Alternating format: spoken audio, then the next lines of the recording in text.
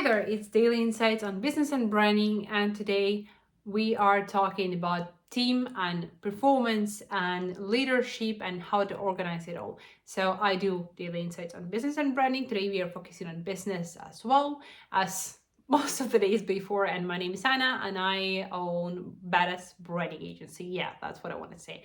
So I have a lot to say on this matter. And I want to also mention that this video is mostly like feedback on the video of Leila or Moses on how to fix underperforming team, like how to fix underperformance in 6 minutes or so. I will mention that in the description, I hope. So I think that I won't forget to do that. So the thing that she covers is underperformance happens and bad situations happen, and it's the defining moment of whether you are a good leader or bad leader, and that's right here where you find it out how you handle it, because it's easy to be good leader when everything's going right.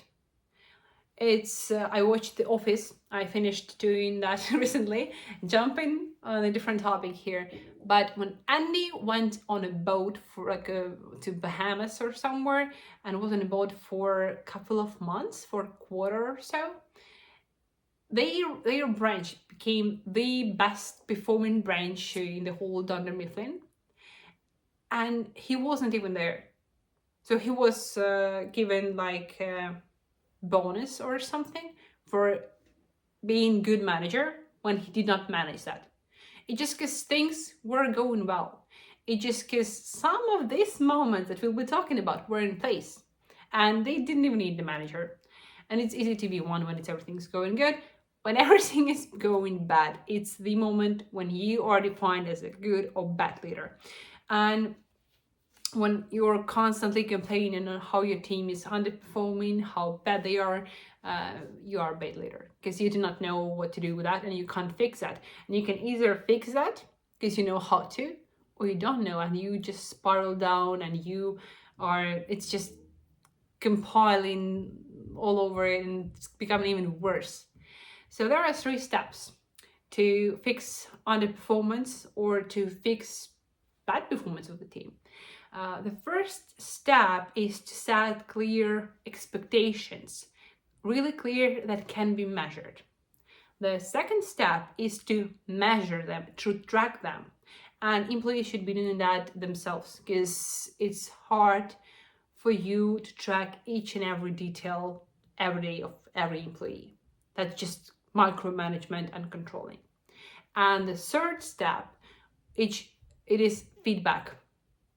When they are telling you, showing you their measurements, the thing that they tracked, and you're giving feedback based on that, and you're giving constant feedback. That's a loop. You're doing that repeatedly over and over again, and you're giving positive and negative feedback at the same time. Like you're giving honest feedback, but like in a cheerleading way.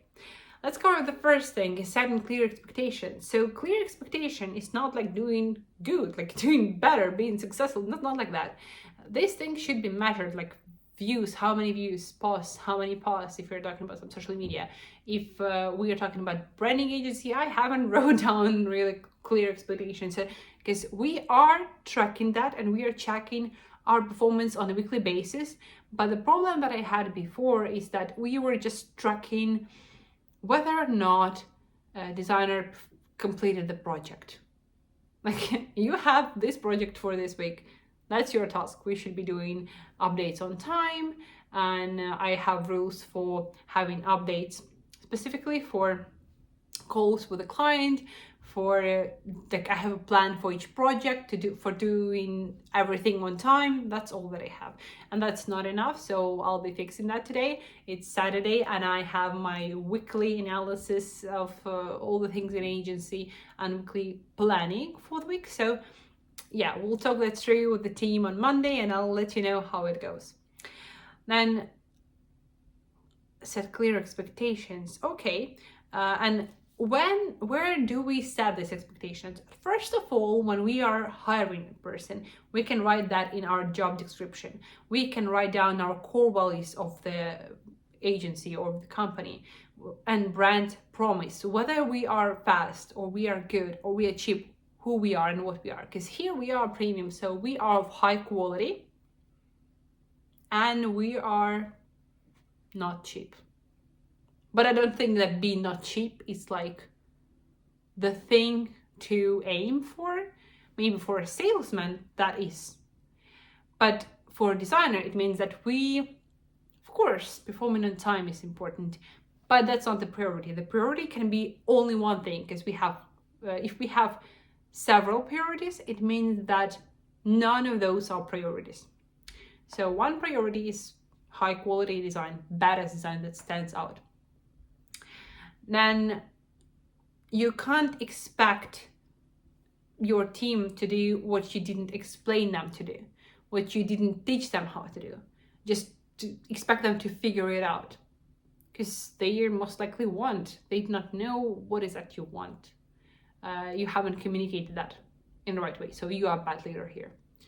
The second step after setting clear expectations, we are setting the measurement system, all the KPIs, and if you want to improve in something, you track it.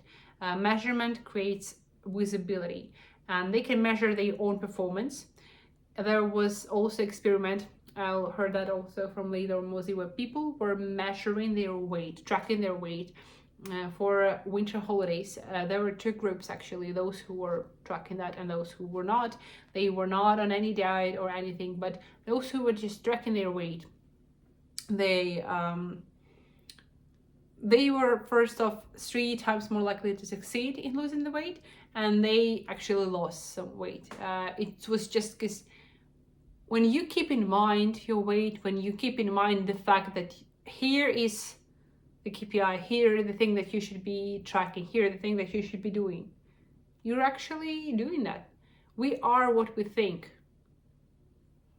That's it. If you are thinking about your measurement, if you are thinking about your goal here, if your task here, then you are more likely to succeed, 3 times more likely.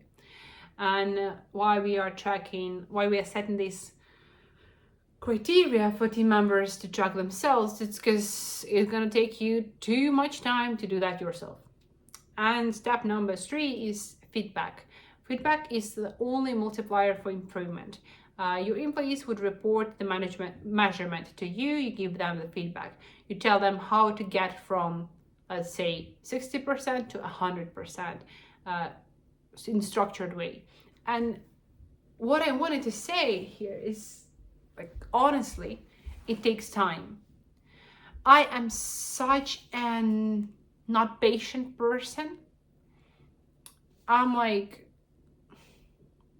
how to put it? I want everything to be done right away, right here, right now. Well, it can't be done so. I can't teach all the members of my team at the same time to do premium design when some of them like came in being junior. Of course it takes time. Of course it takes some eating some shit. Of course it takes having successful, maybe stressful or not projects.